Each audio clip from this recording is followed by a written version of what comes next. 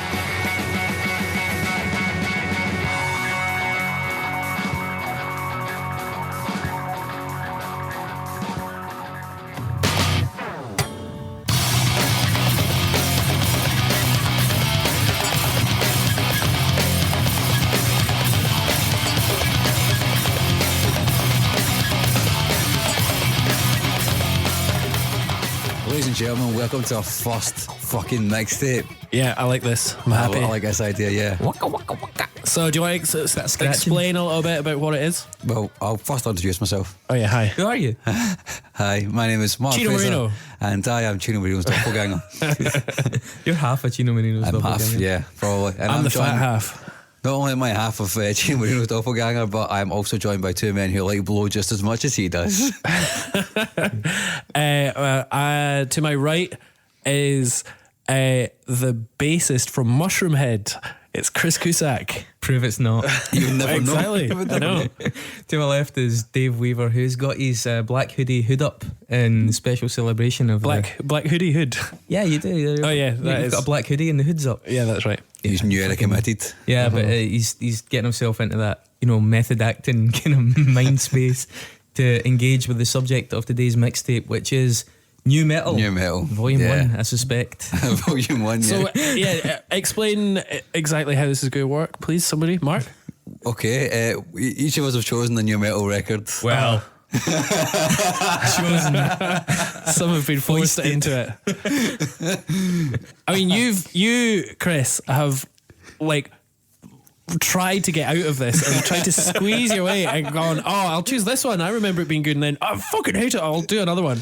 Whereas me, I've got about 12 I want to put in. 12's but basically, we're all going conservative. We're going to bring forward an album each, and then at the end, you can vote for which one should go in.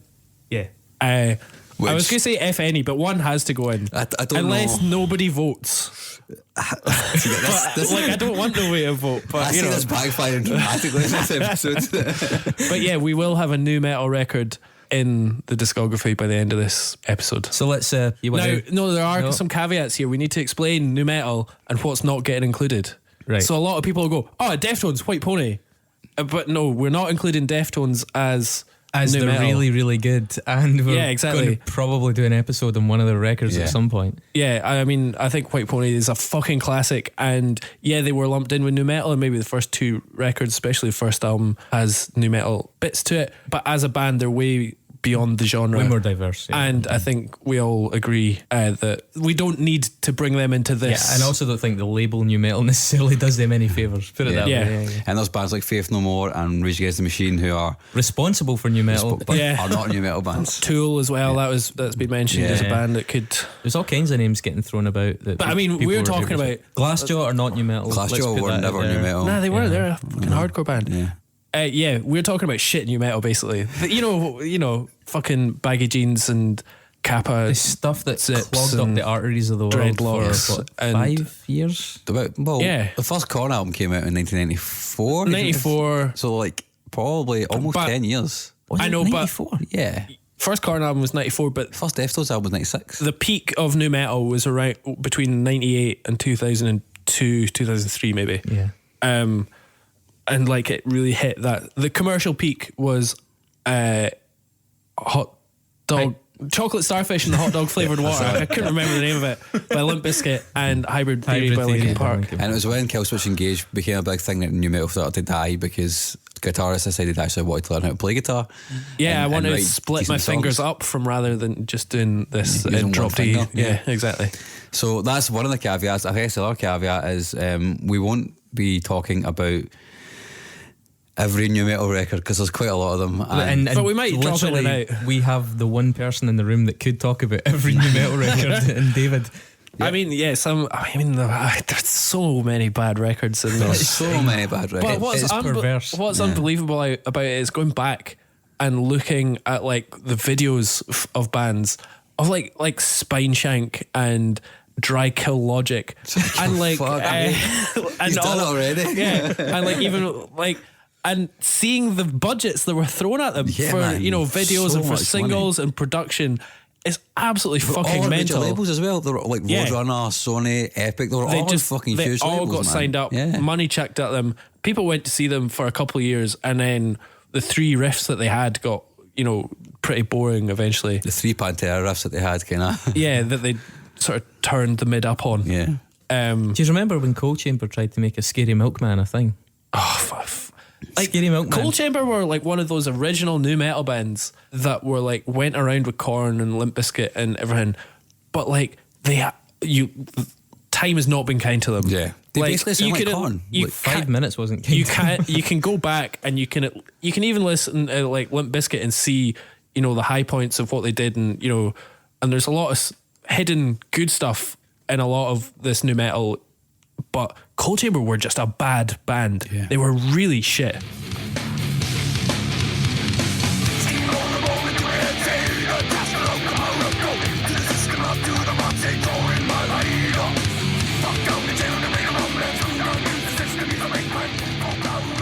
Like really shit. Like terrible.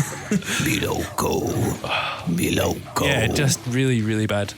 Yeah, and they're anyway. a band that would never have happened if there wasn't a delirium around at the time. Like they would have been treated with the disdain they deserved. But like Dave says, there was so much money being split. I mean, that was the last gasp of the industry in terms of spending power at that point as well. You still had the you still 90s. had sales. You still had like I think like Hybrid Theory sold millions. 40 million, I think. So it's like one of the highest selling albums of all time. Yeah, and it was the biggest selling album of that year, including people like Britney Spears and all that kind of stuff. It was the biggest selling album of that year. So it's like, it's pretty amazing that there was such a quick drop off in record sales, but there was still revenue kicking about then. Too much revenue from the sounds of it. But yeah, these so many bands that should never have ever been allowed into the club. There is an upside though. There are some actually genuinely interesting bands that made their way onto major labels who were not new metal bands. Deftones might never have made it. Yeah, and also let's not forget like the Opeth. They're not a new metal band by any stretch of imagination. But they got signed up to a major label. Yeah. Because of this. And there's another really famous black metal band who I can't remember the name of. They also get signed to a major label. Probably Dimmu Borgir, maybe. No, it was it Satyricon? Oh, Satyricon, yeah. They get signed to a major label. I'm pretty sure they did as well. Yeah. Off the back of this. And then I mean, Critical certainly Ourselves it was a thing gave too. just metal as a genre like a commercial viability. Gave it a fucking clownishness as well, though. Totally. And I think that's where the Alpha backlash Bros. came from. It was like the fucking clownishness of it. One of the bands that we never established whether or not they were eligible are probably a great case study for this is Insane Clown Posse. When you honk your horn and say fuck you. Now what the fuck does that do? You feel better now? I didn't let you pass. How about I stop my car and beat your fucking ass? How many times will my neighbor beat his wife? Oh yeah, we never talk about that. We never talk about Insane Clown Posse. The Juggalos, that whole gormless American sort of Midwest white working class thing, like, and that carried over here. The wife beater shirts, the white trash thing, even the fact that Eminem was really big in the metal clubs and stuff. There was a real like fetishization of white trash during Kid Rock. He was like Kid Rock, defining absolutely. of that. Like, that first Kid Actually, Rock did a record. WWE. Yep. Yeah. And you look back in that, and it's But like, it was I mean, working it's a- class American music, a lot of it. Yeah, absolutely. Yeah, it was. But also a lot of it But it was terrible. also pandering to the lowest common denominator and some Oh, really yeah. low instincts in people. It was like there was some really shitty misogyny kicking about in that scene. Oh, and The Head video Planet. for Nookie. You know what I Yeah, mean? video for Nuki, just Limp Bizkit Yeah, overall. Generally, yeah. Head Planet Earth as well. Like, I remember I had a pal gave me like a couple of Head Planet Earth albums in uni. So this was in like 2005, and I was like, fuck, they're still going. And I listened to them, I was like, this is really bad.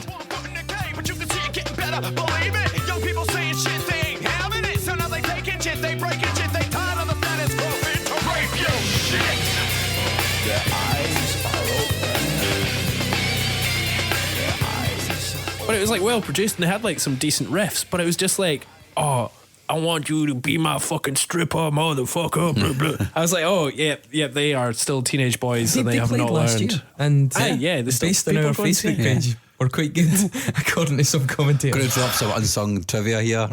The first time we ever recorded a podcast was the same night the Slane Clown Posse were playing in Glasgow. Oh yeah, that's right. Yeah. And wow, the clientele was awesome. It was Scotland trying to be like South Carolina. It was but really Insane strange. Clown Posse, have they not like recently sort of distanced themselves from the alt-right? Because they got lumped in somehow, and oh man, and then they were like, no, we're not part of that. So like, I really want to get into that White because Christian. they've accidentally become like slightly, lefty figureheads, It's but they're not just obviously them. not. This is a weird thing, right? So another kind of cultural phenomenon of the new metal thing. There was like a fake wokeness to it, right? Mm-hmm. So there was like some of the better bands on the the spectrum, bands like System of a Down, had a political aspect to their music. They were one of the few ones that did. Others threw in these token references to George Bush or just cliched, glib kind of political observations. But in amongst all that, I mean, bearing in mind, new metal was at its height when September 11th happened, and there was a really strange political fallout within the scene. I was going to mention that, but I think that might have actually been the point. I think for some reason, I don't know how I'm going to put evidence behind this, I'm just speaking out loud, but it's interesting how 9/11 happened, and then the fall of new metal coincided almost identically. It also coincided with the commercial peak as well, in a way, because Toxicity and Iowa were both in the charts on September the 11th. Toxicity came out 1 week exactly before 9/11. Yeah, exactly. And I think maybe Iowa was the week after. I think those two albums were like within a fortnight. It was the week before, actually. Oh yeah, okay. But like in terms of those albums, I think what they maybe did pushed that very limited genre to the fucking limits. And so System of a Down, if they then went another way, and Slipknot just could have been just a metal band. Yeah, they outgrew it. Yeah, they'd outgrown the limits of the new metal genre, and at the same time, America and the world had kind of lost this innocence of the 90s that, in a very cultural way, and that there isn't this fucking innocence to world, and that's what, and that's what new metal was. It was like party music. It was, bro it was music. frivolous, It was like stupid. Who gives a fuck? Yeah, it was like the ultimate culmination of the 90s and the Cold War being over and nothing mattering.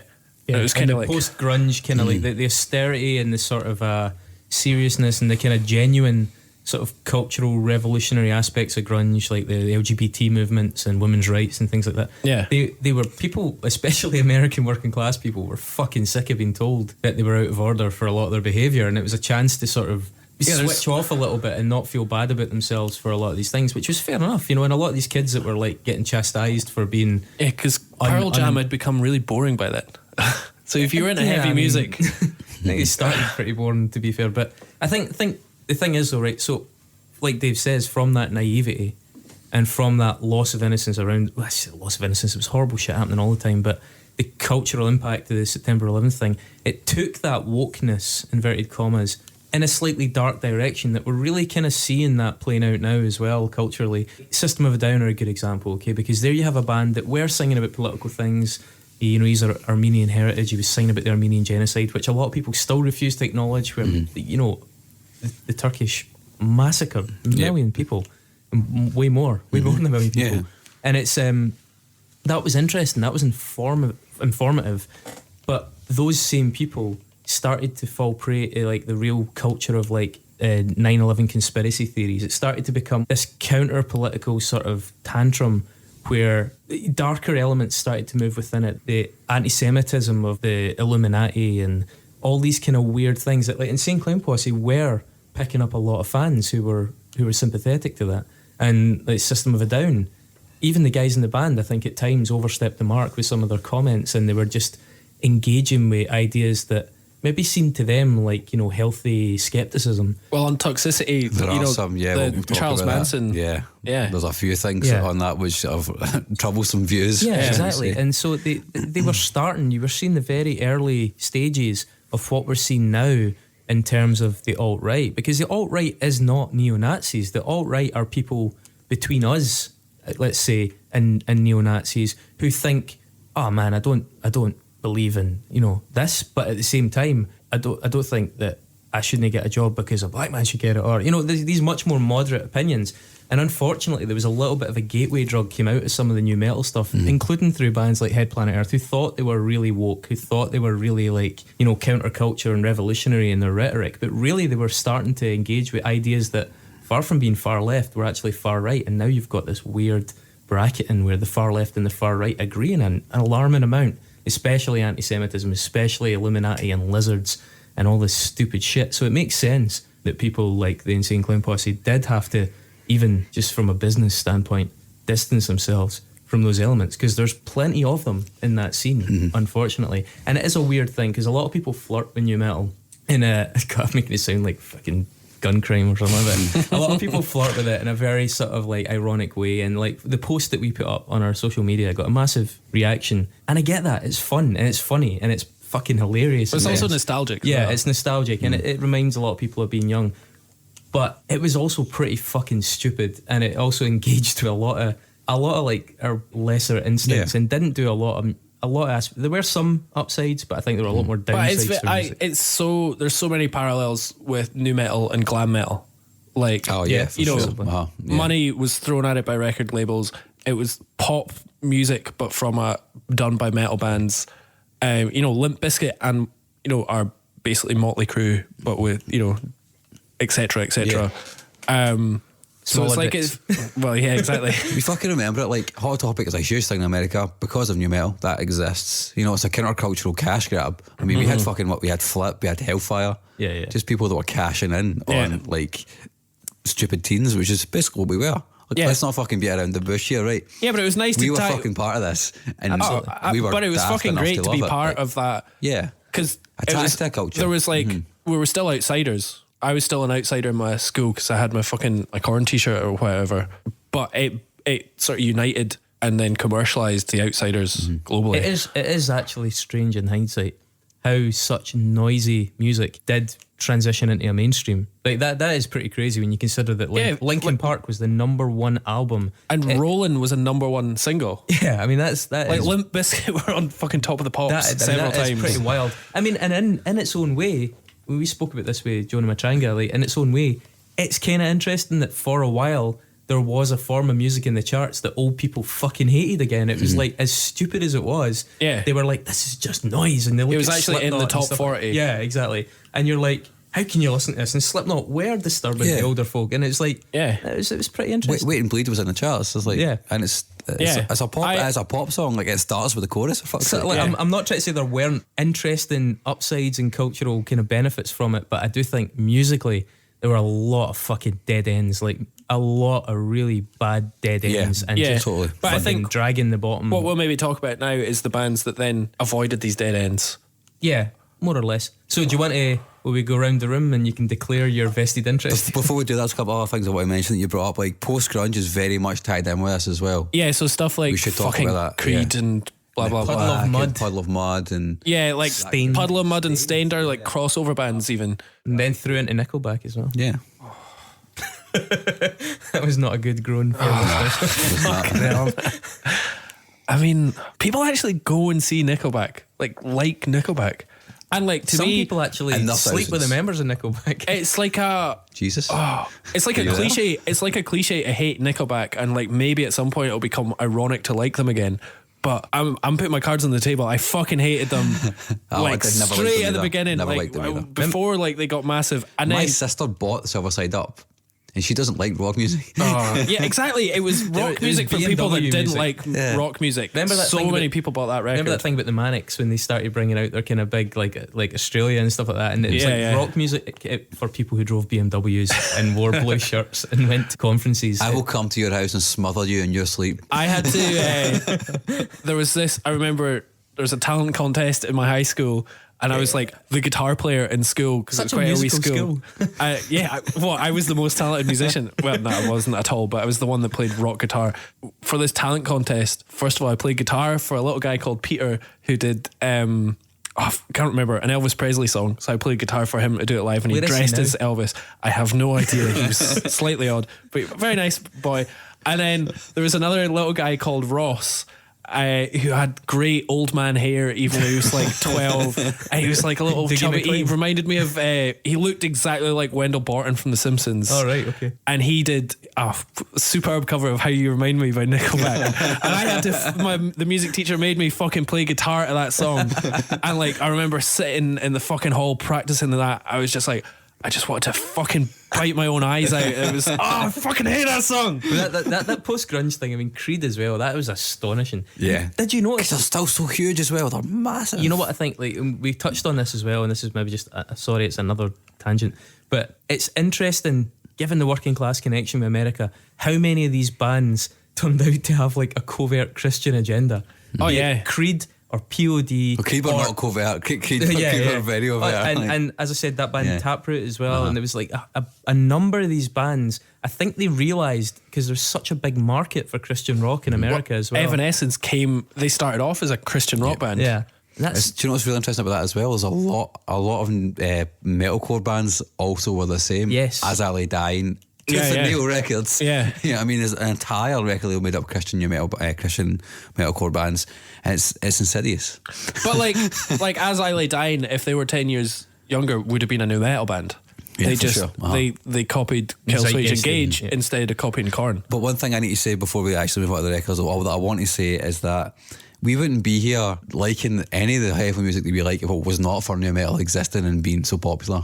Maybe Chris, because Chris is older. Yeah, well, I And- mean, but yeah. like, I would not have got. This explains why I don't have these records in my collection. And you No, guys like, do. but I'm exactly of the generation. Like, I bought my first Kerrang because it had Korn on the cover mount CD, and I bought my first Metal Hammer because it had a Slipknot interview in it. I just want to illustrate as well, by the way, that my first Korn experience was Korn on the cover mount cassette. Fucking hell. Yeah, exactly. This is the generation gap that we have. But yeah, like that led me down reading Kerrang and getting into heavy music and stuff like that, because I remember I saw Got the Life video on the chart show on CBBC or on ITV on a Sunday, and I was like, what the hell is that? And it was on 4 o'clock on a Sunday afternoon, and this is the beginning of new metal coming to the mainstream, and I saw that and I was like, okay, I like this music because it's weird and loud and different to Oasis. And you love a slap bass. And I mean, that click. That click. So, what are the albums we're going to talk about? Well, we've all picked an album each, I guess. Yeah. And I'm going to fight the corner for System of a Down's Toxicity.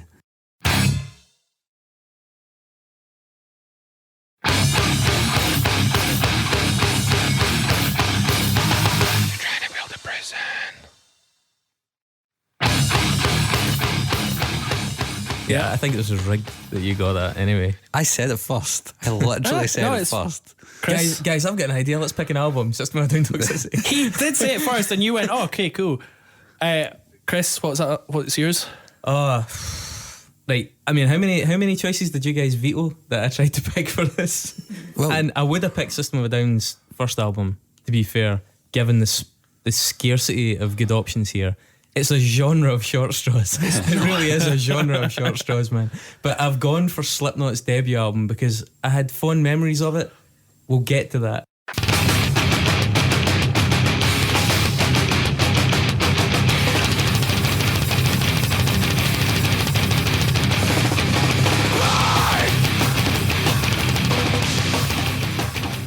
Nostalgia, Okay, that's fine. is fucking dangerous, man. And I'm going to go for Korn, because Korn are like the definitive new metal band. I think they didn't maybe sell as many records as Slipknot, blah blah blah, Or Limp Bizkit. and they weren't as heavy as some, but They're heavier than like Limp Bizkit. I think they're the most influential throughout, and they define that sound because they never fucking diverged from it. They've just been Korn, and they are just new metal. What album Like, are you doing by Korn? Yeah, what album? Yeah. people are going to disagree with me on this, but I'm going to go for Issues. Including me, because I think you should have done Life is Peachy.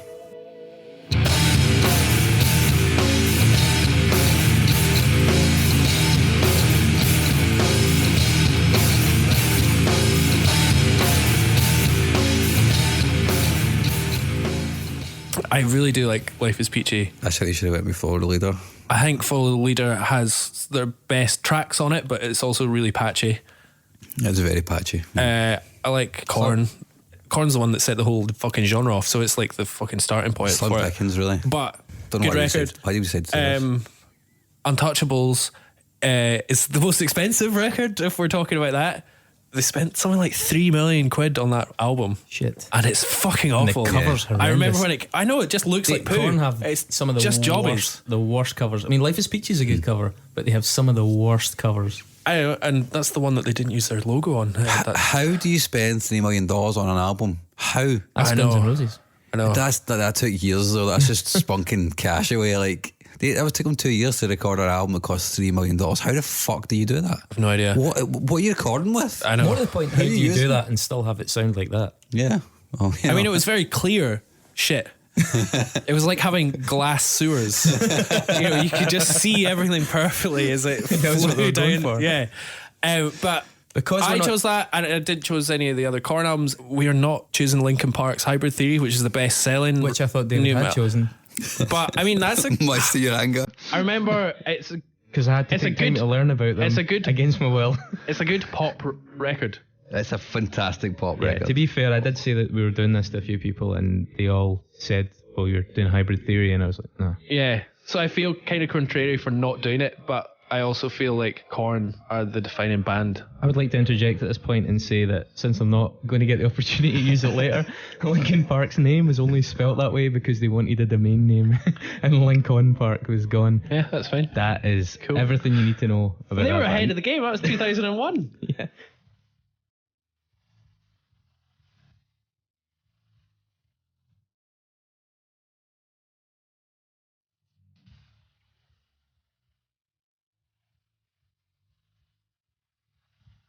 There you Also, go. there was a lot of shit around about at the time saying that they might be manufactured. It was on a cover of 2000. Kerrang actually. Yeah, but that's Manufactured only question because mark. they The advertised for a head of singer. the record label set them up with Chester Bennett, and on vocals they got rid of a guy before him, the other three, and then they automatically got a deal when that guy was promoted to head of their subsequent label. They also survived. They survived new metal and they still were like selling out stadiums and stuff like that in America. I like to think of them as the American Lost Prophets. You shouldn't do that. But We didn't mention Lost Prophets, and there's actually one of the things that we should speak about. There's a very Well, there's an elephant in the room. apart from that side of things, but there's an absolute like lack. Whenever anybody speaks about this genre of music, there's a huge lack of any British new metal bands. although there are definitely some. Yeah, Earthtone 9. So Earthtone 9, great. Although I mean, they Not sounded more typically like new metal. Tool by their third record. I see that, but then there was like Number One Son, I think. 1 minute silence for Irish. 1 minute. Oh yeah, that's right. No, and I think the singer was from Gibraltar, maybe. Skin Dread. Good trivia. Skin Dread. Oh, fuck, who else? Breed 77. Holy shit, man. Yeah. I mean, let's not fuck around here though, and I can tell you from having been in a band from 2000 to 2008, Yeah. they were a shitload of British metal bands. Yeah, And exactly. British Yeah, there new was a metal lot. bands. But not that They many. never broke through, man. There was Phony? Yeah, there were a lot of them, man. The scene at the time was utterly swamped with them, especially in the more provincial towns. Like see outside of like Glasgow and Edinburgh. Yeah. Well, in fact, not Edinburgh was bad for it. Edinburgh was a huge new metal scene. But in some of the smaller towns, and I'm sure it was the same across Britain, and I'm sure it was probably the same across Europe, the smaller towns, you would go to like community centres and there were like kids playing basses that were almost vertical and spiky guitars and had dreadlocks and baggy trousers, and Little the scene soul was, patches. it was just clogged with all of that stuff. Like clogged with- Psychedelic, which had a BBC documentary. Oh, I don't. That was a thing. I seen that. Kill to This. Kill to This. I think we're the defining British nu metal band Yeah, because those they are were records. on every single bill that ever toured the UK. They supported every nu metal band. They had the two, which was Roman numerals. in the middle, and they were fucking awful, like so bad, like really, really terrible. They had no positive things about them Redeeming at all. features. Yeah. So let's get into these records. Oh no, wait a minute. Oh, wait. One last bit of trivia. Okay. I love it. It's one of my favourite bits of new metal trivia. So after the new metal thing, there was a band called the Icarus Line from the States. And they had a record label called Buddyhead. And Really good record. Really good band. Icarus Line had an album called Mono, which I think we'll hopefully cover at one point because I love it. But very kind of noise punk, kind of Iggy Pop type thing, like bits of Fugazi and stuff. Anyway, regardless, Icarus Line were getting courted by Fred Durst, because Fred Durst obviously one of those guys that wanted to remain cool by kind of following the zeitgeist, right? So he summoned them in to a meeting at his offices to try and sign them. And they turned up early. Well, I think they actually turned up on time, but Fred Durst being Fred Durst, they wanted to kind of do that thing of keeping them waiting and swan into the room. And so they were just there for fucking shits and giggles, because Buddyhead was notorious for doing loads of like really guerrilla pranky sort of stuff. And when they were in his office, they noticed that he had a glass cabinet which had these red caps from special events. And he had them next to like a photo. So they had the red cap where he was at the MTV Awards with Britney Spears or whatever. He went on a date with her. 'Cause he was dating for a while, right? Yeah. And anyway, so Icarus Line broke into that cabinet and stole at least one, I think maybe a couple of the caps, and then made off with it and were gone before Durst even came into the meeting. And then later that day started getting like threats on their answer machine about what he was going to do to them, and they sold the caps and gave all the money to charity in an auction. Yeah. But Durst started, like when they went public with it, Durst started leaving them like hate messages, and then they published all the messages on their website, buddyhead.com at the time. So there you go. So I just wanted to shoehorn that in. Can I? I just remembered this. So my old band that's been mentioned a million times in high school, we were in Kerrang in Scum Scene. You know, that little unsigned bit. Yeah. And like there was something, I can't remember what we said, but we were like kind of weird. We're kooky guys. We have a teddy bear called Casey Chaos. Wow. Because for some reason we another don't. act that wasn't eligible for new metal. And we're not on new metal, man. Yeah, and we hate Fred Durst because Fred Durst was like a figurehead of hatred amongst legitimate music fans. Legitimate new metal fans. Yeah, exactly. And he tainted America's Princess Britney Spears as well. Like, I mean, that's how big it was as well. He's going out with Britney Spears. That's fucking nuts. But anyway, we started getting fucking post, like fan mail. Actual post? Yeah, real letters. To my parents' house, because I was only fucking 15 at the time. And for some reason, the address was in Kerrang. And they sent us letters, and one of them included some girl from Doncaster had created a fucking A4 sheet of paper with a photo of Fred Durst in the middle, and it was like a dartboard, and it was a Fred Durst spittoon, and it had scores and everything, and so you could spit Fred Durst's face, and then like it was a whole game, and that's how much Fred Durst was hated. That's pretty insane. Man, Yeah, she was really on message with you guys. I thought you were going to say she sent you like a threat. No, she like sent us a whole game to spit on Fred Durst's face. Amazing. Created that, crafted it. My new metal story involves a band who formed when I was in high school. And are still a band to this day that are still playing new metal. It still exists. Could be so many. Still play gigs. And that's just so fucking strange, man. Oh wow. Yeah, that is mad. Yeah. Yeah. I mean, I wouldn't know what to do if I saw a new metal band right now. Like if I went to Block and there was a new metal band playing, I'd be like, it's very odd. It's very strange. Arranged. You've asked me a bunch of times to get a new metal band for your DJ night. Yeah, that's true. 5 Finger Death Punch, mate. They sold up Hydro. It's not going to happen. We should also give an honourable mention to all the new metal bands that like to use numbers, and all the new metal bands that like to fuck about with the spelling of their name, especially the word sick and ill and things like that. That's how you do it. Yeah. That's how you stand out. All right, so System of a Down, Toxicity. Am I starting this? Yeah. You're starting it, man. Okay, cool.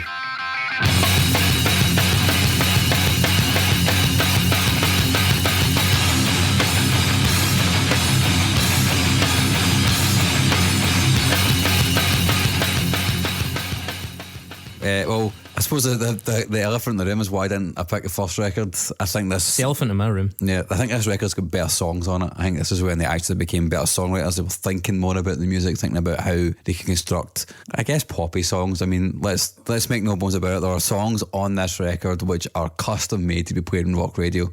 They're built exactly for that. This is the Sexist My Down record that I heard, but this is the first one that I actually wanted to listen to more.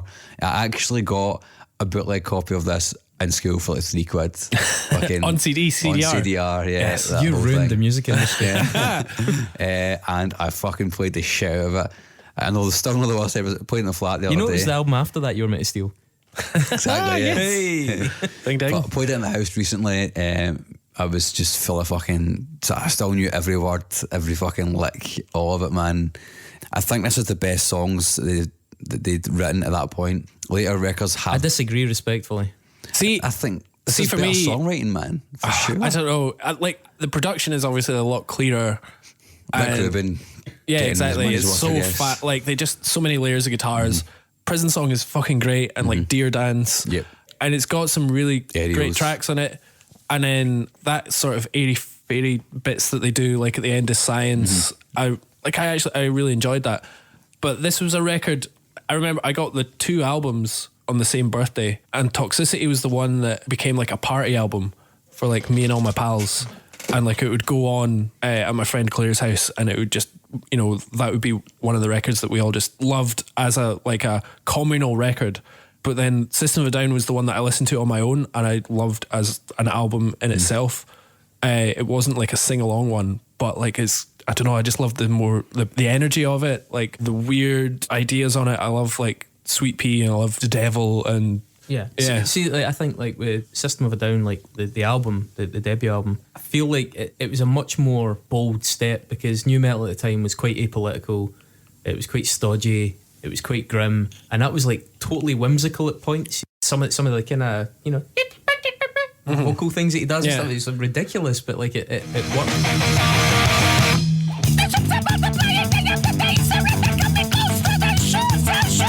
We need to evacuate the lifeboat all over. it was kind of cartoony. Yeah, cartoony. It was punkier. You know, it was a bit edgier. There was something quite raw about it, and they're also a band that seemed to get a little bit of like respect and legitimacy from people that were otherwise a bit cynical about new metal in general. Even when you saw them touring with like Dillinger Escape Plan and stuff like that, there was a sense that they were a little bit more of an authentic band.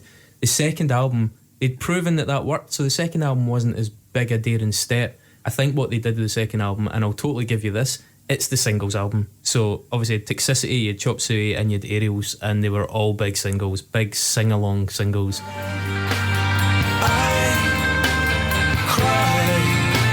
When angels deserve to die in my self-righteous suicide. And they didn't have that in the first album, apart from maybe Spiders Sugar. and Sugar. Sugar, yeah. Yeah, Spiders and Sugar I thought were like, and Spiders kind of did the same thing as Aerials, really. It was the kind of moody one, but like that and Sugar were the sing-along tunes on that one, but they improved the sing-along factor and the production value, and the kind of, I suspect there was a bit of record label involvement in that. It's like, guys, you could be huge if we would just write some more singles. So I kind of feel like the first album's a wee bit more naive and a wee bit more sincere. Like, I get your point regarding it's not as iconic, but I do think the actual album tracks in it are stronger. I don't think the album tracks on the second album are as strong. I think some of them are pretty cringeworthy. But I Some think of them there is are. some. I mean, there's some songs that shouldn't be on this. I think it's I think it's 44 overlong, minutes, isn't and it? It's too long for 44 Yeah, minutes. I think it should be insane. a 10 or 11 track album. Like X can go. Yeah. Bounce Jet can Pilot. Go, Bounce can go as well. Yeah, Bounce is shit. What's the deal with Science, by the way? Is that not a creationist thing? It's a creationist song, yeah. It's science has failed the world, so it's like basically back in creationism, yeah. No, is it? I always thought it was more about like misuse of science. No, it's a song about creationism. Science has to recognize the single most potent element of human existence, letting the reins go to the unfolding is faith. Science has failed my world. Interesting. It's like it's about like creation versus evolution. See, and that's kind of that thing I'm saying, where there was like kind of weird wokeness to the metal scene, the new metal scene, that I think, it leaves a wee bit of a weird taste in the mouth. I'd actually quite like System of a Down. I'll give you that. I'm shitting on this pretty hard, but System of a Down are probably the band after Deftones that I think were the most credible in terms of just being a band. Because they moved away from this in the next couple of records, like Hypnotised and Mesmerised. They're not new metal records at all. They're hard rock records. I mean, they're even in E. And I've honestly lost track of them. They play in E altogether. flat. Like they're playing E flat. They're not even detuned anymore. Do you know what I mean? And the guitars are super trebly as well, which can be quite grating a lot of the time. But they're able to still be quite heavy despite that. And Serge Tankian started doing all the kind of like Armenian sort of Eastern European folk music, didn't they? I mean, he's doing. Yeah. There are elements of that on Toxicity. And he apparently in the linear notes I was reading, like he's responsible for Linear this. notes, Yeah. liner notes. Linear notes, same thing. Doesn't matter. They're just all very straight. Yeah, but like he's responsible, or he's been credited as doing all the string arrangements as well, which I think is really interesting. Which he managed to take forward in his solo career. Like It quite is a very extensively. progressive record from that genre. Like I think it's on And touch yeah, both by that those genre. standards, Yeah, definitely. and also It is one of the ones, I don't know, if you're all fucking driving to the beach and you put it on in the car, everybody, dum, dum, dum, dum, everybody knows it, and then you can pretty much sing all the way through, skipping a couple of tracks. I mean, it's a classic nu metal record. More wood for their fires, loud neighbors, flashlight reveries caught in the headlights of a truck. I think out of the records we've chosen, out of all the nu metal records I think that are out there, this is probably the most accessible one and probably the best written one, I think, songwriting wise, certainly in terms of popular appeal. Yeah, it's just got some filler in it. It's better songs. I mean, you could argue that Limp Bizkit are better writing singles, and definitely they are, if you like that kind of music, but these are just more well crafted bits of music, I think. I mean, it's definitely Personally. a better album than either Limp Bizkit album. Any, I say either. Any. Yeah, The but two the that singles were matter. always smash hits because they knew how to fucking write Yeah. a riff and I have to say, like, a chorus. Like, as an umpty, I did listen to $3 Bill Y'all quite a bit, It was alright, actually. it's actually Cover a of decent Faith record, is great. Yeah, Cover of Faith's amazing. but it's before I knew what was happening. Trends getting where you fitting. We're thinking like a has-been digging in my culture. Let me let you punks know I'm an old school soldier with the funk flow. A damn shame wanna change yourself because you're sick of yourself. Well, I'm sick of you too. Counterfeit's a cracker of a song still. This Yeah, man. yeah, I like Stands up Counterfeit. really, really It's well. alright. I think Significant Other would be quite an interesting instrumental record if it didn't have fucking Fred Durst just being a fucking moron on it. Like, his lyrics are just so ridiculous. Yeah, I don't know, like, there's something really nice and naive about Significant Other. It just sounds like boys having fun.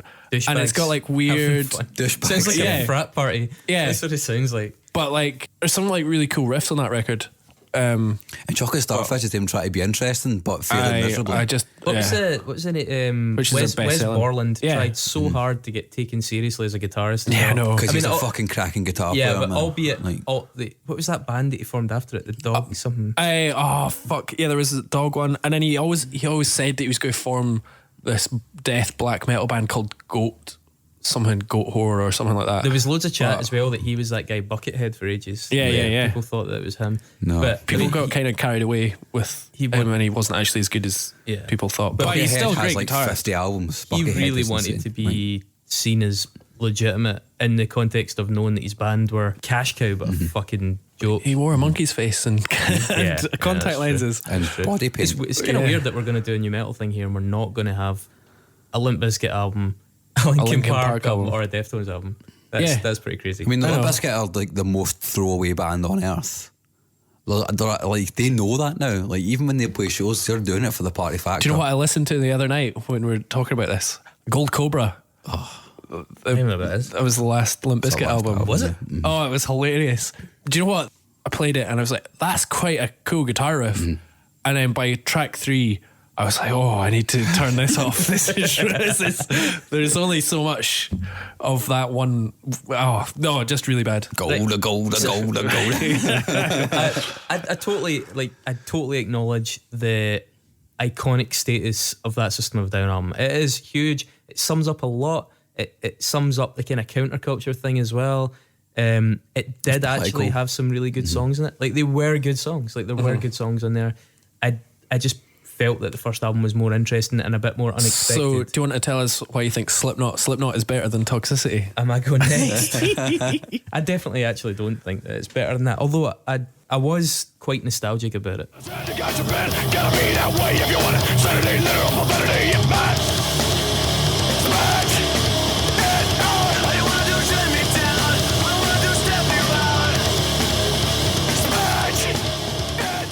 Killer, man. The first Slipknot album, I had a lot of time for it. It was a shot in the arm, and it was like much darker than the other new metal stuff. So I was heavier. thinking about. Yeah, so much heavier. It had like the drum and bass breaks and stuff early on. Is it sick? It starts with a wee drum and bass break at the start. No, it's Eyeless. Like, that doesn't matter. Who cares? I'm not going to get it in, am I? So it had the kind of creepy vocal sample at the start. You know, the whole thing I think is shit. Like that thing. It had loads of like little kind of spooky, weird things. And whilst the mask thing was pretty douchebaggy as well, it was like But fuck, as a Suitably unsettling. 15-year-old, it was so exciting. Yeah, man. I wasn't 15 though. That's, I didn't was have an like, excuse. I was just so excited because I read about them before I heard them. I was like, what the fuck are They this were band? phenomenon, man. They smell jars full of dead birds before they go on That's- stage. Yeah, they what do. a Oh, fucking I was bunch like, of idiots, man. no, I was so excited. And then when I bought the record and that, you know, the whole thing, that, yeah, and it just built in and it was just this chaos. They, It was- to be fair, like the first maybe 5 or 6 tracks were like pretty strong. It's front loaded like fuck that Yeah, album. it's pretty heavy. Yeah. But I had selectively omitted so many things from that album that, see, going back, holy shit, they did not age well. They did not age well. Like, I took the tracks right and I divided them into categories. My categories were good, cringeworthy, and shitter. fuck's sake. You're so And, like, miserable. to be fair, Sick and Eyeless, really good. Surfacing's alright. I love Surfacing. I think Surfacing's it's a cracker. good. Yeah, actually quite like Tattered and Torn. Thought it was pretty weird. I like Tattered and Torn. Prosthetics is pretty good, and that's where they get into their kind of weird, drawn out, creepy stuff. Purity's quite good Which as they well. don't get. Yeah, you didn't listen to the version with Purity on it, did you? No, I didn't listen to the Purity VH. is Pure's a really good is song, and really it's got like extra that tracks on it whip or something like that, yeah. sample on it, and it's like really good chorus. And also, I thought Diluted was alright, and Yep. Scissors is a pretty cool oh, track. fuck it, Scissors has Yeah, got yeah. that massive riff. Cringeworthy though, Wait and Bleed is pretty fucking cringeworthy now, and Spit It Out is Honking. fucking. It's I hot. would say, That is brutal. Spit It Out. Spit It Out is the first track I heard. Yeah, and I was yeah. like, this is amazing. I am on board with this now. But like, listen to Spit It Out Yeah. now is absolutely then fucking dreadful. The shitter category, Me Inside, is a total donkey of a song. Giving into what has got me bleeding, claustrophobic, scarred, severed me from all emotion. Life is just too fucking hard. Snag, your face was solid. Liberate is a total donkey of a song, and the absolute pits is a song called No Life. Oh my god. Yeah. I've been going on about this since So you told me to do this, man. And if you listen back to it, it doesn't even. I mean, it is Limp Bizkit. It doesn't even sound heavier than Limp Bizkit. It was just a new Limp Bizkit. metal song. Where's your key when you need him? You ain't shit to the battle on the best friend. The maniac psycho. Could I scream this, but I don't gamble in it. Minutes when it doesn't scare me so. Just enough to fuck me up again and again. On my fist on itself. But I'm back to fuck on now, cause this is now. Because like you listen to, I don't know, Surfacing or Sick, and they're metal. They're Yeah. fucking metal as fuck. And that's what they do well. That's what Slipknot. Yeah, Slipknot are a absolutely. really good heavy metal Oh, they band. moved like they had to. But they were not a good new metal band. They were canny which enough is to ironic. move away from this shit. Yeah, absolutely. But and there's a song called Only One as well, which is fucking dreadful as well. Like another super rapped, like hip hoppy thing. And it really didn't suit the band. It doesn't suit their image. It doesn't suit their talents. It just does not suit anything. So basically, this as a new metal record, the worst bits about it are when they do new metal, Yeah. and the best bits are when they just do metal. I think Yeah. that's how this album is defined. So Yeah. if you want to choose this as your new metal record, that would be But weird. I think there's a lot of people, when we had that post online, were talking about this album as well. And I really do think, like, honestly, if you go back and listen to this album now, there's a really great EP or a much shorter album. Yeah, there's like Yeah. 8, 9 Yeah, tracks. There's 4 to 6 tracks that need to be deleted from the annals. There's of also history. like bonus tracks that they recorded that are maybe better. Or like Eeyore was the really fucking fast hardcore like death metal track. That was the secret song at the end. Remember CDs having Yeah. secret tracks? You just don't get that on fucking See Spotify what now. Iowa, That was a belter. See what Iowa in Volume 3, by the way. Yeah, you're right about the secret track thing. But see what Iowa in Volume 3. Did they give up on the rapping by Iowa? Yeah, I was nothing. Well, I don't know. I suppose you could argue that There's a few Pulse of bits. the Maggots has kind of got a bit of rapping on it. Do you know what? Like Slipknot were one of my favourite bands in that time, but then just by the time Volume 3 came out, I gave up. Didn't Yeah, give a same. shit. Even though they then had some like decent singles. They had a lot Yeah, of good like singles. on that record. Duality. This is the thing, right? So like that is the elephant in the room there, man. Duality is a brilliant fucking single. Duality is the best single to come out of that era of music. I think it is fucking tremendous. I push my fingers into my eyes. It's the only thing that slowly stops me. Was made of all. And I also have to admit, His voice is so different on that record as well. yeah, it is definitely because he started doing the was it Stone Sour or something? He No, was that in? he'd always been doing that. Yeah. He was But- in that before. So Yeah, I but don't- he was obviously yeah, like he laying got into allowed the to grunge do it. vocal more. I mean, and one of the things, by the way, that I really liked, warmed to about Slipknot was in their early interviews they were asked, can you cite the albums that made you want to do this? And there was the usual Pantera ones, but their main album was Bleach by Nirvana, and I was a Nirvana kid. But you And- can get that because it's got that groove on some of their riffs. Yeah, so like Corey Taylor was like, by the time I got in there, he was like, we were all really talking about how much we loved Nirvana, the early Nirvana, the sludgy Melvinsy era Nirvana. There's some riffs on Slipknot that if you take them away from a click track, they're kind of like Floyd the Barber or something like that. Yeah. That part of it did give me a little bit more time for them. And Duality is a fucking beast, but I do wonder, Duality is so good compared to the stuff that came around it if it was written for them. Like, I don't mean entirely for them, but if it was one of those things where it's like, guys, we've got a lot of money sunk into you, you've still got a big fan base, we really need you to have a Toxicity type moment. But they had My Plague from Iowa on the Resident Evil soundtrack. That was huge. Which is weird. Like, but it's no Duality, man. Even Heretic Anthem as well, it's no Duality, man. Iowa, I loved Iowa. I remember the day it came out, I was so fucking excited. And it's a metal album, but it's for me, it's when they try to go mainstream that they lose it, because they're a good metal band. And My Plague is one of the tracks that I would just delete off that album, even though it was the biggest single. Yeah. I thought Left Behind's alright. It's I quite like the guitar riff, but it's the tracks like Disaster Piece of People Equal Shit. Disaster Piece is a fucking death metal track. Yeah. So I mean, I think, like we said, when they got away from the rap rock, the tropes of the genre, they got better. Can I just highlight as well one thing that's been really not sitting well with me, right? So I had to research this, right?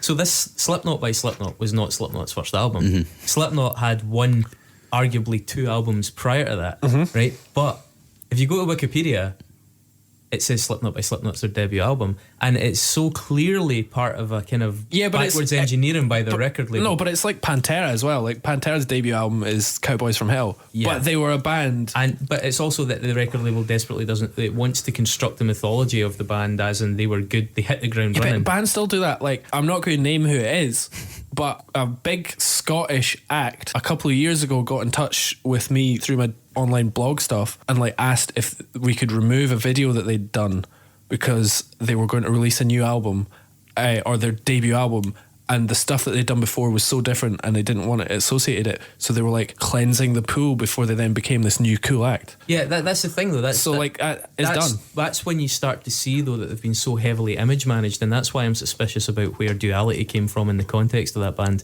Because if their label is trying to rewrite history, so the album was Mate, Feed, Kill, Repeat, or MFK, or motherfucker. Like, and that came out in '96, and it's fucking dog shit. And you can listen to there's some weird jazz interludes, and it's all it's absolutely bogging. And it's you can hear the whole thing on YouTube. I encourage you to go and listen to it. I had it on MP3 on my Rio 32 megabyte MP3 player, and also. A year after the album on there. I had to change it every time. So they will not want us telling you to go and listen to this, but please go and listen to it. So after that as well came an album called Crows, CROWZ, as is the want of new metal bands. But Crows never actually got released, and it kicks about in bootlegs for like super fans. And there's a bunch of tracks like Wait and Bleed and Prosthetics were on that got re-recorded.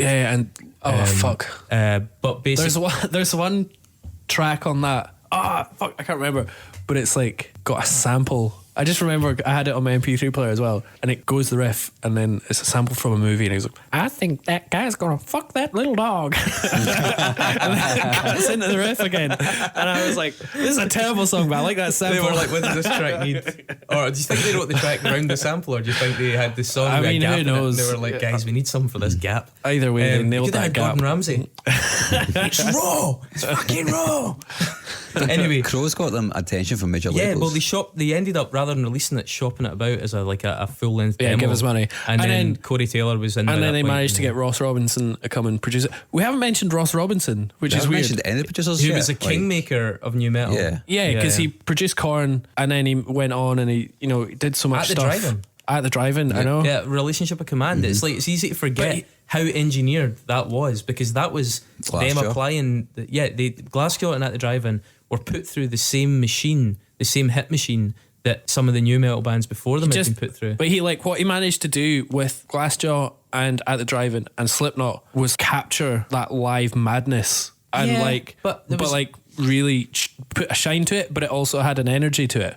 Yeah, I mean, he's an excellent producer, obviously, but also very much somebody that was able to execute what the record labels wanted to happen with this record in order as they saw it for it to succeed. Yeah. And he seemed pretty good at his job. But anyway, He was such a man of his time. I just want to fucking nail my colours to the mast here. That no, Slipknot by Slipknot is not their debut album, and at the very least, you should acquaint yourself with how fucking bad their debut album is, just to fucking give two fingers up to the record label that thought they could rewrite history by omitting it.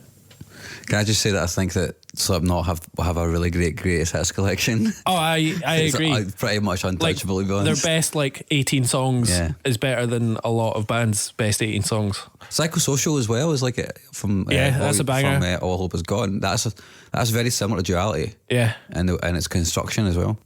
I was kind of wondering about this, right? So new metal's because Slipknot's kind of hokey sort of costume thing.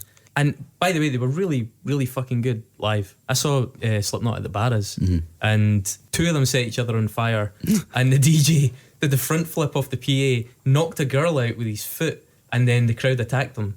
And I was like, to be fair, I'm getting my money's worth. That was pretty good. Saw pretty much the songs I like to see. But see in amongst all that kind of hokey imagery that they did with their masks and stuff, do you think they were just like a modern version of the Misfits, or do you think there was another level of false about them? See, I never really got the sense. Maybe I was sucked in by the marketing, but I never really got the sense they were all that false. I think what had happened is they'd engineered a lot of the stuff they wanted to do before label came calling. Because I think that's naive, man. There's still a huge thing about how Mushroomhead are raging about the fact that Slipknot basically stole their idea. Fuck, I wonder if that's just a bluff. But I mean, the hilarious thing is Mushroomhead were awful. Yeah, really bad. So bad. What about fucking Mudvayne, man? Mudvayne fucking went. Oh, that's another album, by the way. LD50 is a fucking great album. A lot of people gave that a shout. Yeah. Dig's a pretty cool track. Dig's great.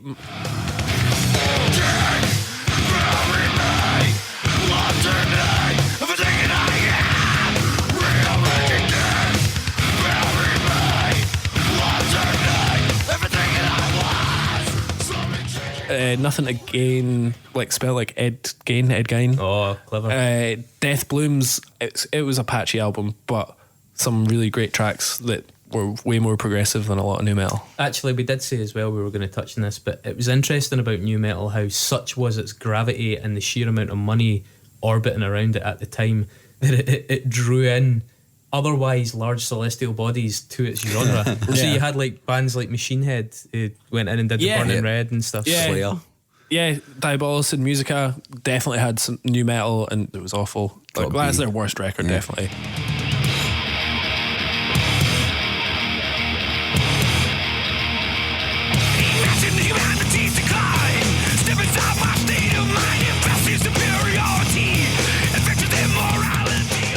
That is bringing the mountain to Muhammad.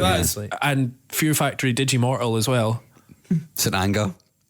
I suppose to some extent, yeah. St. Anger. Metallica's best record. Yep. We'll get to that. That's a fucking. I never That's a special in and of itself. I mean, it totally is. But but what's funny is the Burning Red and Digimortal and Diabolus and Musica. Supercharged as well. But these are all these bands' worst albums. Yeah. They tried new metal and it just browned the water. Just like the way that Cavalera, for example, left Sepultura, and then Soulfly was new metal effectively, a kind of new metal version of Sepultura. But Roots is probably a new metal record. Album, I'd say, That's one that I think probably would have deserved a shout. And isn't as entirely awful as some of the others, but it's not as good as any Sepultura did before it. No. Yeah. And then the reason we couldn't pick it is because we all pick a Sepultura album, which is superior. From their proper era. Proper mention, yeah. So Dave, let's stop fucking about here and talk about Korn here. All right, so Korn are the defining new metal band. This is why I'm here. Because they made that brown sludgy noise their own.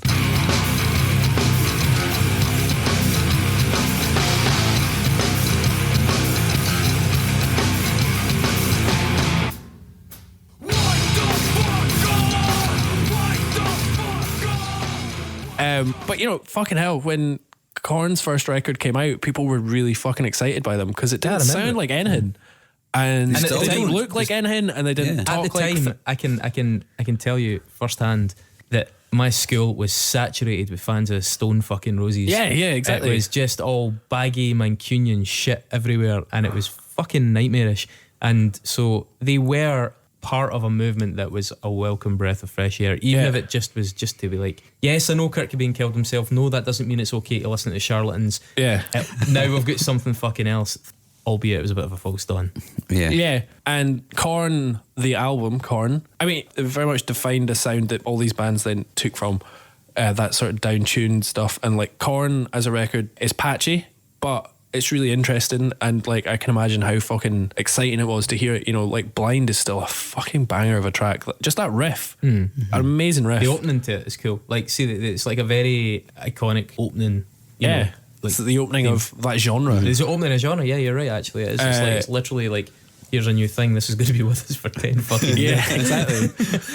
And then Life is Peachy didn't get the critical acclaim. I think it's actually, like, I have to admit, Life is Peachy I really enjoyed at the time. I've not gone back. I can't bring myself to go back. I'm pretty sure Adidas is fucking humming and there's some bad tracks all on day it. I dream about sex. Fucking, and any band that's sponsored by competing tracksuit companies who switched from Adidas to Puma. I know. For fuck's sake. It's not like they're athletes. They're fat bastards at this fucking thing. I mean, it's so absurd. I don't know your fucking name, so what? Let's fuck.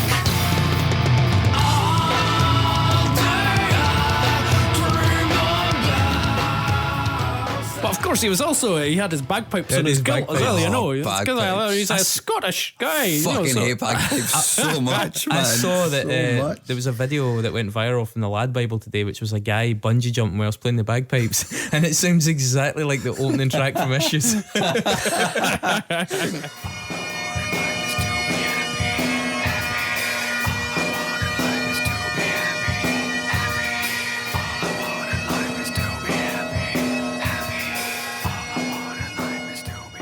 I just thought you were going to say it sounds exactly like bagpipes played normally. Jesus, bro. And then Follow the Leader was the big commercial album that then took them to the mainstream. And the videos, you could see it just in the money that was spent on them in the videos for Follow the Leader and stuff. It's the one, the marketing. It's the one with the the singles that people go back to. Freakin' a Leash and Got the Life. And it was the first Farside. It's got Farside on it. It's got Fred Durst on it. It's got it's got a couple of really big rappers on it. There's Method Man's on it. Yeah. There's like, I know, some like who was it that had the guy from Orgy on their album as well? I'm pretty sure he's on that record too. Yeah, because I thought he was really good they mates all with did him. bits. They all like went in and out of each other's albums. There's so many guest spots all the time. I have the first two Orgy albums. There were two albums? Jesus Christ. I think there's been about four, but I thought it was just the one that had Blue Monday on it. It's Candy Ass, and then the one afterwards, which was that was it, Candy really, Ass. really and they all wore like white leather suits and like blue hair, and they were awful.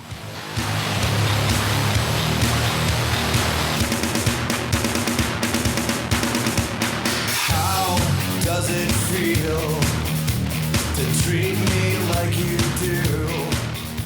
Wonder what they're doing. That's still Orgy. Probably hanging out with that guy Peter Peter. for Dave's school. And from any folk Follow the Leaders, like maybe the defining Korn record because it was the biggest. I remember it had the first 12 tracks were all 4 seconds long silence, so it started on track 13. That's pretty cool, isn't it, guys? That's pretty cool. Yeah. That's forward. Unlucky for some, as in the entire world. Yeah. It's far too long, that record. It's so long. I know it is really long. Like, there's some decent tracks on it, album tracks. Like Seed is actually quite good, but then there's some shite as well. Fucking Cameltosis. Children of the Corn. Really? That's a track. Children of the Corn has fucking Ice Cube on it. That's what I was thinking. It's got Children of fucking the Ice Corn. Cube on Fucking it, man. joking, there's a song called Cameltosis. Yeah. That is fucking, that is new metal right then there. there was That is new metal. Dead Bodies Everywhere. Which is actually pretty That was- Actually pretty good. That had some alright, good yeah. riff. And then Dead Fred bodies Durst, everywhere. the problem is Fred Durst ruined that fucking album because Oh, it had really? that absolute abortion of a song. I don't know all the in the family. Now I'm all in, kid. Suck my dick, kid, like your daddy did. Who the fuck you think you're talking to? I'm known for eating little whiny chumps like you. Whatever. All up in my face with that. Are you ready? But halitosis is all your. And it's Fred Durst and Jonathan Davis like rapping verse about, and they're just slagging each other off. All in the family. And I really liked that track when I heard it because I was a small child that thought the word dick was funny. but fucking hell, it's awful. That is a bad I don't think track. that album needed Fred Durst to ruin it, but you're right. That didn't make it better. It's not a bad album, and it's got some great tracks on it. But like, So let's talk about artwork and then your album as well. Todd McFarlane, the guy who created Spawn, he did the artwork for that record. That was for- the animation as well, wasn't And it? the animation, yeah, the anime. Yeah, that's right. So that was bad, but nowhere near as bad. Before you even listen to Tuning Issues, nowhere near as bad as the cover. Hey, I was a competition winner. Yeah, I was a fan. That was fan service. There's There's a lot of fan service around Issues. Yeah. I remember when the call for that competition went out. Yeah, they got What did you fucking draw? thousands of entries. I just sent a wee photo of my bum. Would have been better. But man, for me, Issues is like their most whole record. And I don't know if it's a good album. No, but it's not. no, like I can also say Sorry, it's I blotted I out. got it. Look, my parents got it for my Christmas, along with 2 other CDs. U2, the best of 1980, 1990, and Corrs, Talk on Corners. So that was the 3 that I was faced with that Christmas. And we decided to start a music podcast. No, so that meant I listened to fucking Korn Issues for 2 years non-stop. I remember. Oh, what was I playing? I also got a game for Chris. I got World of Warcraft. No, it would have been Warcraft 2 or something. It was way before it was online. Yeah. So I remember clicking the orcs while listening to Korn Issues. Those are the days. I mean, it's a fucking midden of an album. It's so It's dull. like it is a dirge. dull. It is just fucking sticky and dark and dank. Falling Away From Me, great track. Yeah.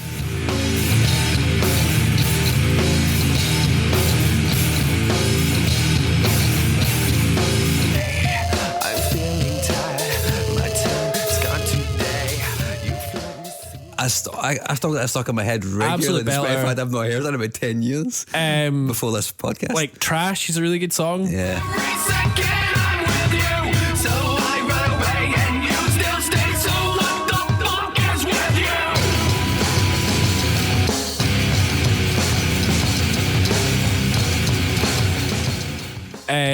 Somebody Somewhere's pretty decent. Somebody Somewhere, Beg For Me is actually pretty cool. Wake Up's a fucking belter of a track. That was the first song on that first Kerrang CD that I ever had, and it was the CD that was in my CD player that I used as my alarm for about 2 years. So I got woken up by Korn saying Wake Up.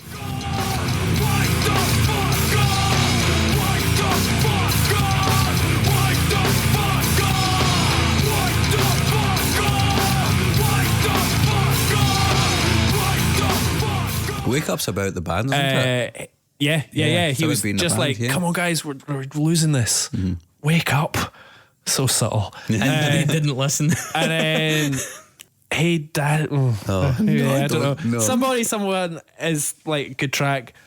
I don't know. I just listen to this album non-stop and I know it inside out. And to me, I know it's kind of brown and dirgy and the production's kind of fatty.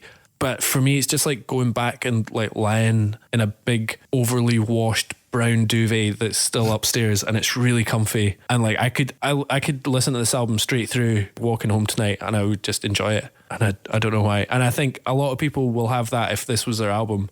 You can't really be objective about it because it was the album that you just fucking listen to a lot. It sounds like a Brendan O'Brien record. Does that make sense to you? A what? Sorry. A Brendan O'Brien record. It sounds like one of his records. The guitars are all kind of, they're heavy but still kind of neutered sounding, like there's no real bite to them. Yeah, it is quite sludgy. And like, he did that in a- Metallica records as well. Yeah. He's worked on. For many people, it's very samey, but for me, it's actually works really well because it's all self-contained and it flows very well.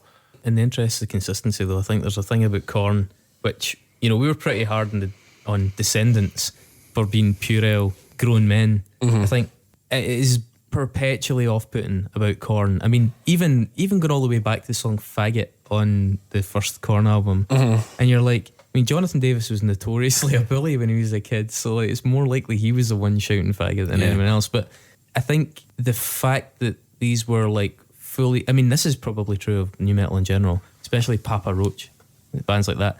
Just the fucking level of sheer self-indulgent, self-pitying, whining, fucking family issue pish that they made a buck off. Like the fact that they were obviously targeting angsty early teenagers and preteens. I mean, it's just like shameless fucking milking, like candy from a baby. Like, let's write another album. I mean, No, I mean, to be fair, I think check I it. think Jonathan Davis was sexually abused as a child. It is And on that song Daddy on.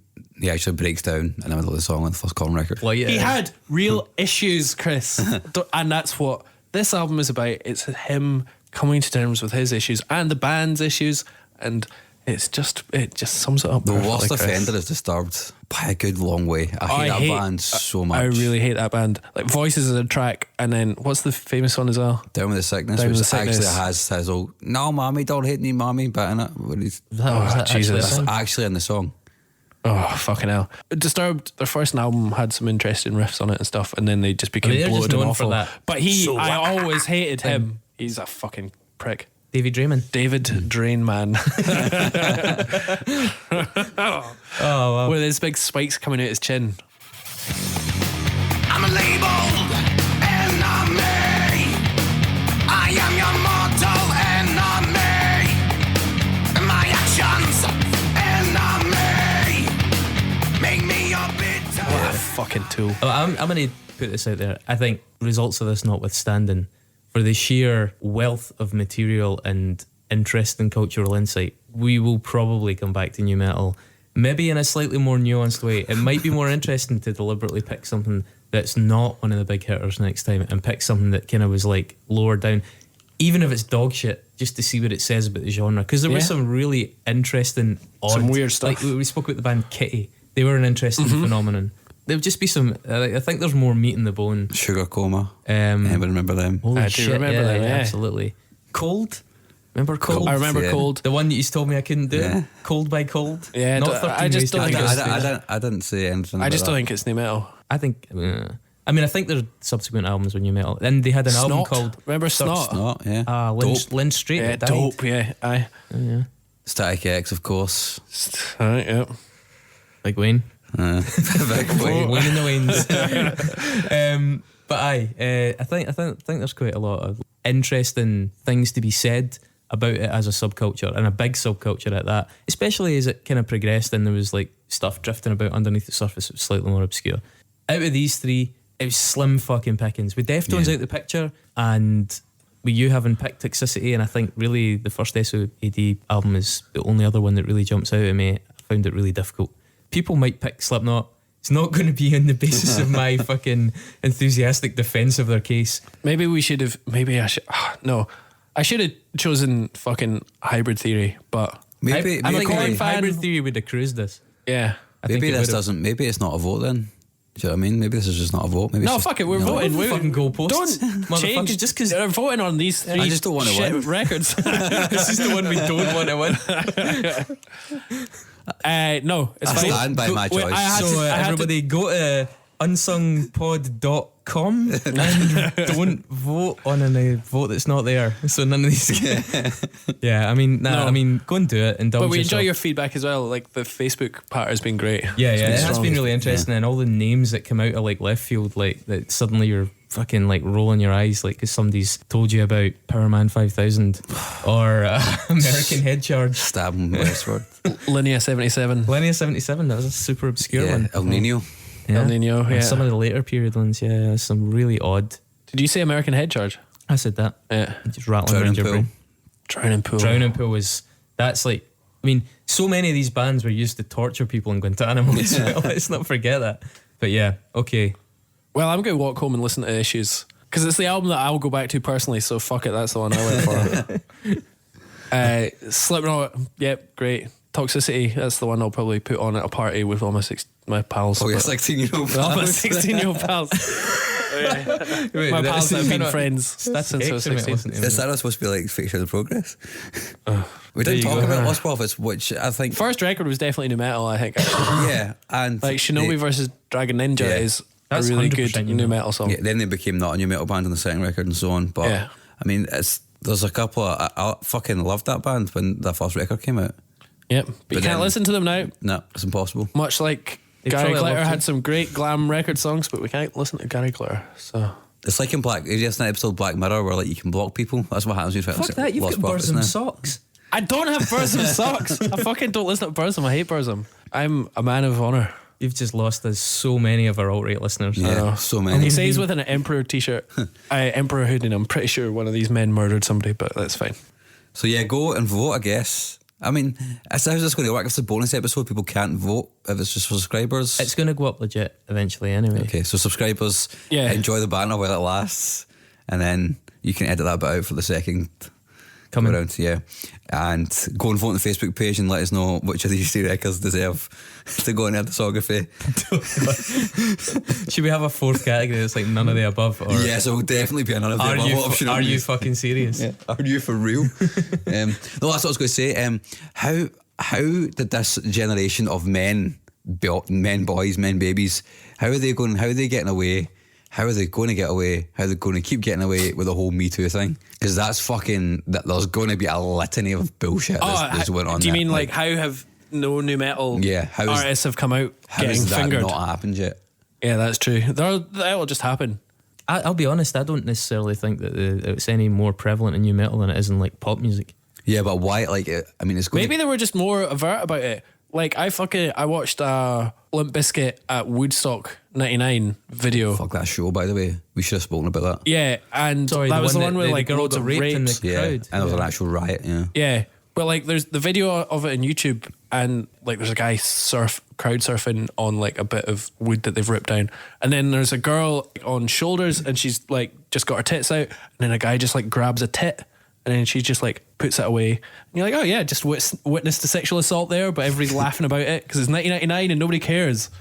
Yeah, it's a really interesting culture that was around that, and I think it kind of it does feed into that jock bro culture that brought out so many of the kind of worst instincts of people. Yeah, absolutely. Yeah, it's probably true. I think actually new metal behind the scenes, I'd be skeptical if it was any worse, like I said, than pop music. I think if you start going through some of the boy bands that were successful, they've probably done some horrible fucking shit, and they've just got really good. Do you know legal what? teams. I mean, there have been people, even before this, so there's like the guitarist from Static X and stuff like that, and I suppose that wasn't as big a news because you just kind of expected it. Like some of these guys were probably creepy, and it's not been part of the holy fuck, it's come from this like legitimate world and like everybody's bad. It's like, oh yeah, the same percentage were dodgy in this, but it was kind of expected because they were outwardly dodgy as well. Yeah, that's the thing. I think possibly what the differential is that the crowd in new metal, the culture around new metal was more overtly sexist and misogynistic and encouraged to be so. And I think I think that's possibly part of its marketing and part of its appeal was that it gave license to just jock frat boy behaviour. Like it's frat metal. Yeah, like totally. frat metal would probably have been a better fucking name for it. And I think the audience is probably a bigger signifier of the attitudes around it than the artists themselves. I'm sure that a huge number of them got up to all kinds of awful shit, but I know that a huge number of pop acts and indie acts have got up to an awful lot of shit. I just think the messages that were going out to their audiences weren't quite the same.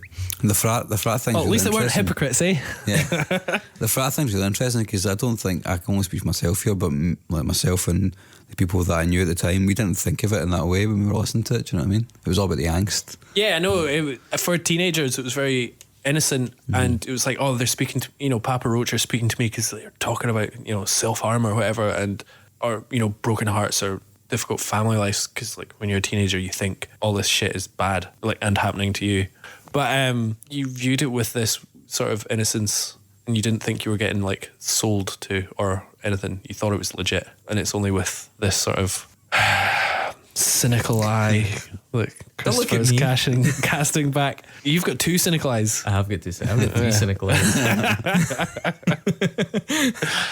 But yeah, it was fun when it was there. It was fun while it lasted. I can't agree with that. You weren't there, you're too old. Fucking murder while it lasted. It's like, is there snow over here looking at the window? It's like that fucking snowstorm last week. It's fucking snowing again. Like, oh my God, they're bringing out another album. But yeah. All right, so that was a lot of fun. That was the first Mixtape episode. Yep.